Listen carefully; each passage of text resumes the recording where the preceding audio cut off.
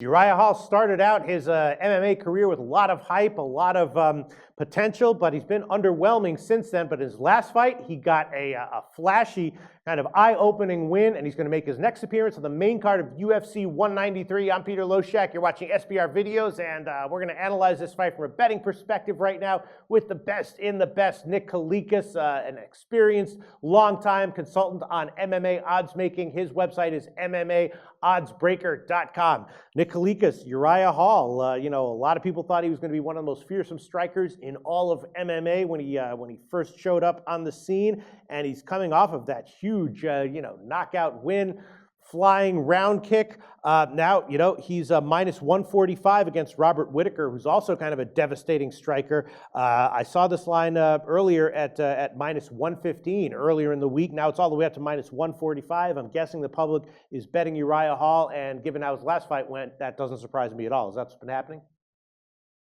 Right now it is. Early action did come in on the underdog Whittaker. I opened at minus 185 for Hall. Oh, okay. And my thoughts, honestly, were Hall. I always lowball Hall. I mean, for me, I think he needs to prove to me that, like you just said, he had a hype train coming in from the Ultimate Fighter. Yeah. I mean, a lot of people were saying he's, the next guy that's going to end up being a huge star, just a tremendous striker, all that. He's had some lackluster performances so far in the UFC. And I guarantee you the UFC's frustrated with it as well. They know that this guy has talent, and he does. Uriah Hall definitely is a talented striker.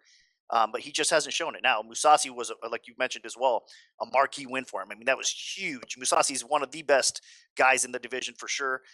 He's proven that time and time again. So getting a person like that on your resume, a huge victory, and the way he went about it. I mean, Mousasi's not an easy guy to knock out, and he knocked him out. Right. That spin kick was a thing of beauty. So finally, he's showing us a glimpse of what we can expect. So stylistically, Whittaker, he hits hard. He's definitely capable of knocking out most, even at 185. Now, he's moved up to 185. He did win the Ultimate Fighter there, but he dropped down to 170. Didn't have as much success as he wanted, so he's up to 185.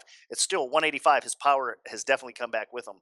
And his hands are, again, very feared. I mean, the guy can definitely knock out most. So you have a guy with a huge amount of punching power and a guy that's actually more of a technical striker that's a little bit unorthodox with his technique that has power to go along with it, too. So this is a fantastic matchup that realistically could go either way. And I'm actually having problems breaking it down because I could see it with the ending by Whittaker knockout. Hall's chin overall, though, has been pretty sound. I mean, if you have to date back outside of the UFC when he got knocked out by now champion Chris Weidman, that was the only blemish or any bad spot that I've seen from Hall as far as his chin goes. And that was Weidman. So you got to give him some credit there, right? But Whittaker, on the other hand, he has been getting clipped and knocked out. He's been knocked out in the past, obviously, as well. But not just that. I mean, he's been getting rocked in fights. His defense isn't really as tight as Uriah Hall's either. So for me, early on, I was kind of leaning a little bit more towards Whittaker because, man, I think the guy is a special type of striker on the feet.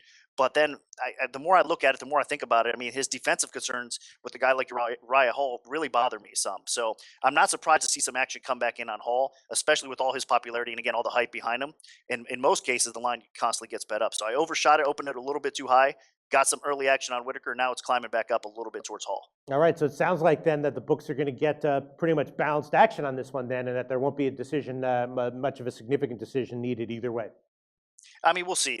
We could see some heavy action come in one way or the other, or some very sharp action come in, one way or the other as well. But it is a tough fight to break down. I mean, like I said, I've been kind of going back and forth. I'm actually leaning a little bit more towards Uriah Hall at this point. And earlier, I was leaning a little bit more towards Whittaker. So that tells you, I'm even flopping back and forth on this fight. But I'm going to look at it myself even closer before fight day. And I might, if the line is right, I might decide to make a bet at that time. But right now, I am leaning a little bit towards Uriah Hall, and mainly because he does have better striking defense, and he is a talented striker, and he has a variety of strike he can throw at you. And I think that Whittaker basically has to land that punch to knock him out there. So I'm leaning a little bit more towards Uriah Hall. Right. So in light of that, in light of everything you've said, your breakdown of the fight, why would you not be liking or maybe even loving the under? Right now it's 2.5 and it's just minus 105. Not even a big favorite line at all to take the under. Both these guys could end it in a hurry. I do like it. You're absolutely right. Okay. I think that it does end up ending somehow, some way, because Whittaker does have that special power. And again, his defense isn't that great.